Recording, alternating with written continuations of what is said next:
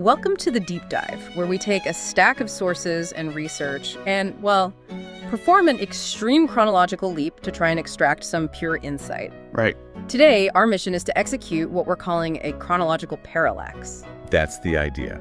We're taking you across, 4,052 years? An incredible span of time. It is. We're placing the world of 2026 BCE right next to the world of 2026 CE. The span is massive, but the deep architecture of human motivation is constant. The search for order, meaning security. Exactly. Order, meaning security, and power.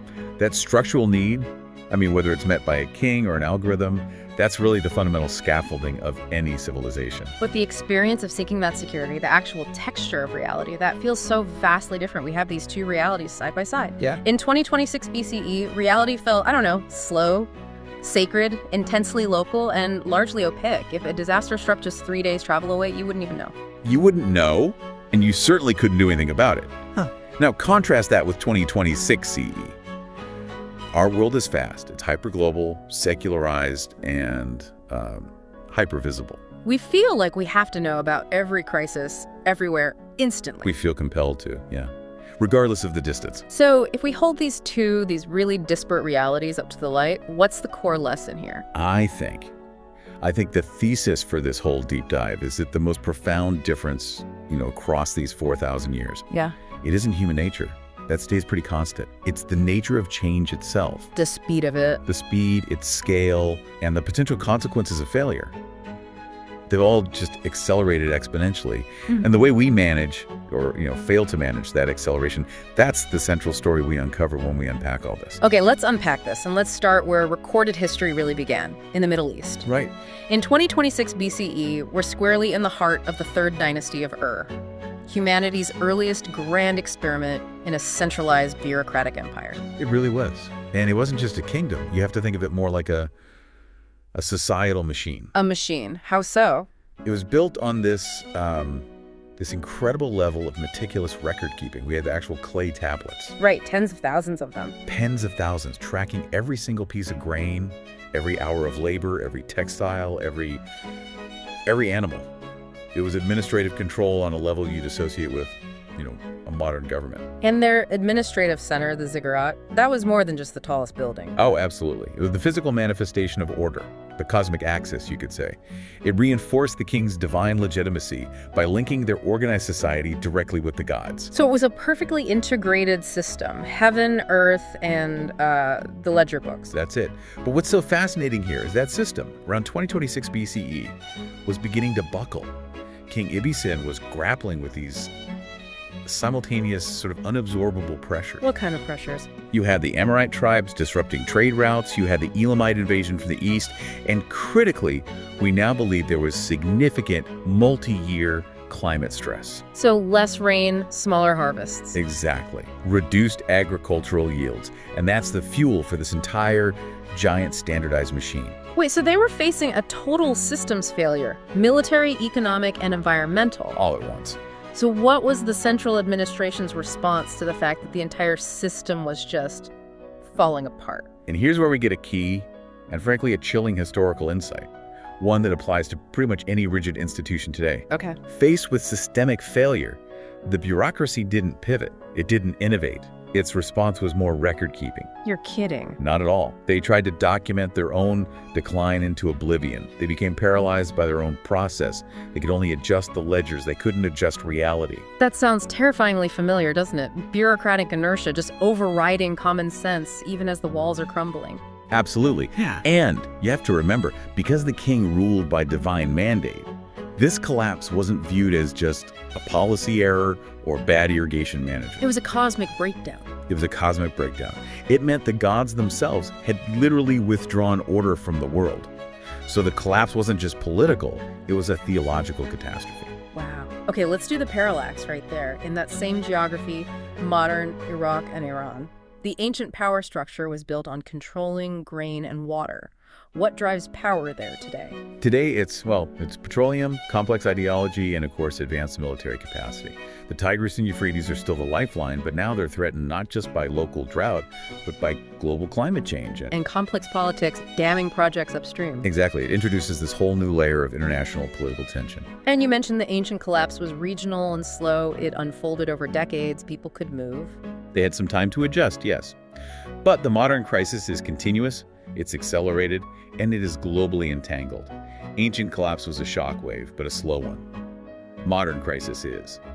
It's just permanent flux. You can't escape it by moving 3 cities over. It's interesting, though, that even back then, in that highly centralized world, you had alternatives bubbling up. Right. Our sources mention the Assyrian merchants at Kanesh. Yeah, tell us about them. Well, they were already running these profit-driven trade networks based entirely on contracts, credit, and private enterprise. It shows that these decentralized, more resilient networks could exist and in some cases outlast that heavy imperial control. The human drive to find a new path. It's always there, even under the shadow of the ziggurat. Okay, let's move east. The comparison gets even more striking there, I think. We see how differently societies chose to define power and order. Right. We look at the foundations of Chinese civilization in the Yellow River Valley, the Ur culture, which is often associated with the legendary Xia dynasty. And power here wasn't just about, military force. It was deeply ritualized. This is where it gets really interesting for me.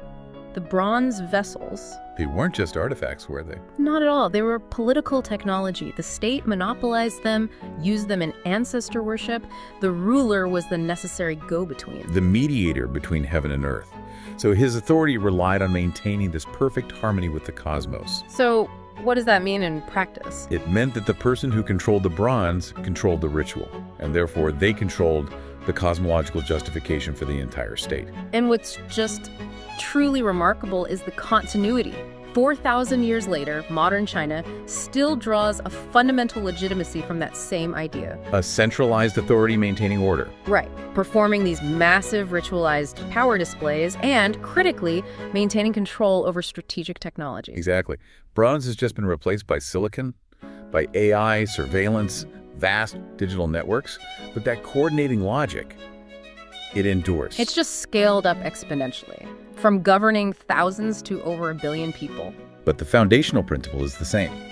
Centralized control over strategic tech validates the state. That is a powerful insight. Now let's contrast that with the Indus Valley civilization Harappa, Mohenjo-Daro, roughly the same time period. The Harappan model is, it's almost the polar opposite of Ur's hierarchy or Urlita's ritual power. How so? Their cities were defined by this radical standardization. I mean, we're talking perfect street grids, uniform bricks across hundreds of miles of settlements, and advanced sewage systems, pipes and drains beneath every single neighborhood, prioritizing public health. The standardization is incredible, but the paradox for me is the total absence of spectacle. We see no visible kings, no grand palaces, no monumental temples dominating the city like the ziggurat did. Right. If they had kings, they kept them invisible. Their script is undeciphered, which is frustrating, but the material evidence, it strongly suggests power was collective. Or bureaucratic, maybe. Bureaucratic, or perhaps even corporate, operating through consensus and standardization. Their obsession seems to have been with balance and civic function, not personal dominance or divine hierarchy. I mean, if they achieved that level of standardization in sewage systems better than most European cities had until the 19th century, without an obvious monarch, what can we infer? How did they manage it all? That's the million-dollar question, isn't it? Yeah. It suggests that power was internalized. The discipline was built into the urban planning itself. It wasn't about the king's glory. It was about the perfect functionality of the city for every citizen. A social contract written in brickwork. That's a great way to put it. So let's fast forward to 2026 CE. The successors, China, India, Pakistan, they're all digital nuclear powers. China maintains that centralized logic we talked about. But India, in the same geography as Harappa. It today embodies this astonishing, vibrant diversity and, frankly, disorder, a total divergence from Harappan uniformity. Right. The stability of that ancient grid has given way to the, chaos of accelerated geopolitics and urbanization. And technological leapfrogging. The constant today is flux itself. just the sheer speed of transformation applied to these enormous populations. Let's shift again. Across the globe to Europe and beyond in 2026 BCE, Europe wasn't one thing, it was a complex mosaic. It was. You had the Minoans on Crete building these beautiful palatial complexes centered on maritime trade and networks. Power flowed through the sea lanes, not the battlefield. And then there's Stonehenge? Yes. The completion of centuries of communal labor. It's pure cosmological engineering. The stones are aligned perfectly with the solstice. This was a society aligned with the sky. Using math and massive engineering to ground their communal power in the cosmos. And at the same time, out on the Pontic-Caspian steppe, you have the Yamnaya culture. They were pioneers of mobile pastoralism, the use of wagons. Flux for them wasn't a crisis. There's movement. It was movement. They fundamentally reshaped Eurasia. Both linguistically, they're associated with Proto-Indo-European languages, and genetically, they were transformative nomads. In Europe today, the modern attempt to replace war with bureaucracy is the European Union. But the fragmentation is still there. It absolutely is. Nationalism, economic divides, those ancient cultural fault lines, they resurface constantly. The tensions are just channeled through regulation and fiscal policy instead of armies. And so strikingly, the land of the Yamnaya, the Ukrainian steppe, is once again a battleground. And technology has transformed violence drones, algorithms, propaganda, but it hasn't eliminated conflict, has it? The ancient drives for territory and security are still there, just accelerated by modern tech. We should also touch on the asynchronous development in other regions back then. In the Americas, you have societies like Carol and Peru. Developing urbanism and complexity without the, quote, standard toolkit. No bronze, no wheels, no draft animals. And sub-Saharan Africa saw this very gradual change, embedded in the environment, kin-based groups, seasonal movement. Deeply adapted to diverse ecosystems. But these asynchronous worlds are now facing the fastest converging futures in 2026 CE. Both regions are transforming at dizzying speeds. It's incredible. You see mobile phones reaching remote villages before clean, reliable water infrastructure arrives. Right, or solar panels preceding a centralized power grid. So the speed of change is just compressing centuries of typical development into a single decade.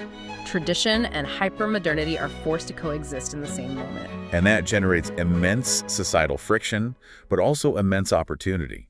This is a critical point. The Harappan cities took centuries to perfect their grids. Today, a village can leapfrog landlines and go straight to fiber optics in, 5 years? The ancient world had the luxury of gradualism. We don't. We absolutely do not. And this brings us right to the core contrast, I think, that defines this entire parallax. What has changed most profoundly is the experience of change itself. Precisely. For a person in 2026 BCE, change was slow, cyclical, and local. If you faced a drought or an invasion, it was horrific, of course, but it was generally comprehensible within your existing worldview. A lifetime might pass with very little fundamental change to your daily life. But in 2026 CE, change is rapid, it's linear, and it's global. A single lifetime contains multiple revolutions, technological, social, economic. And crises unfold in real time, right in front of a global audience. There's no room for a cyclical return to stability. And the nature of our risks has fundamentally shifted. It has, and this raises a really important question. I mean, modern risks like accelerating climate change or nuclear weapons or the uncontrolled deployment of AI, these are without historical precedent. Right. The scale of these threats affects the entire planet. That's something the Earth scribes or the Harappan planners just never had to factor into their models of order. We've also seen a complete abstraction of power. Ancient rulers controlled tangible things. Water, grain, the ritual calendar. Whereas modern power controls invisible, digitized concepts. Data, finance, networks, narratives. The levers of control are so much faster and less visible to the average person. The power systems are literally non-local. Absolutely. If a central bank in New York or a server farm in Silicon Valley fails, the consequences felt instantly in Johannesburg or Jakarta. That phenomenon is utterly alien to the localized economy of Ur. So after all this, what does it all mean for us? Despite this astronomical difference in scale and speed, the human core remains constant, doesn't it? It does. We still seek meaning, hierarchy, security. The technology changes. Bronze vessels become algorithms, but they still serve both our most sacred ends, like order and communication, and our most violent ends, like control and conflict. And every civilization, I suppose, including our own, rises believing it has finally mastered the challenge of order. That's the great illusion. So the comparison between 2026 BCE and 2026 CE, it's not a simple story of progress. It's a story of accelerated complexity. We've gained immense knowledge and power, yes, but we've multiplied the risks and the abstraction that separates us from those core, simple human needs. The priest king of Ur, logging the failure of his empire on clay. The Harappan planner obsessed with balance. The Yamnaya herder moving across the steppe. And the modern digital citizen, they're all linked. They're all asking the same existential question. How do we live meaningfully and securely in a world that just never stops changing? And that, I think, is the final insight of this chronological parallax. I believe so. What distinguishes our present moment is not that we face flux. Humanity has always lived in flux. What distinguishes us is that flux now moves faster than human intuition evolved to handle. We're moving at digital speed. But our management systems and our own psychological capacity are still running on Bronze Age firmware. Something profound to consider the next time the global news cycle shifts 3 times before lunch. Thanks for taking this deep dive with us.